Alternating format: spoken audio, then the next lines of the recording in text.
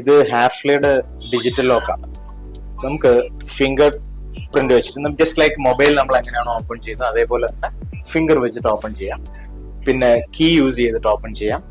Just like മൊബൈലിൽ നമ്മൾ passcode അടിക്കില്ലേ, numbers use ചെയ്തിട്ടും ഓപ്പൺ ചെയ്യാൻ പറ്റും. ഇതിന്റെ ഏറ്റവും പ്രധാനപ്പെട്ട പ്രത്യേകത എന്ന് പറയുന്നത് ഇതൊരു വൈഫൈ എനേബിൾഡ് ലോക്കാണ്. 2 മോഡൽ വരുന്നുണ്ട്. ഒന്ന് വൈഫൈ വരുന്നുണ്ട്, ബ്ലൂടൂത്ത് വരുന്നുണ്ട്.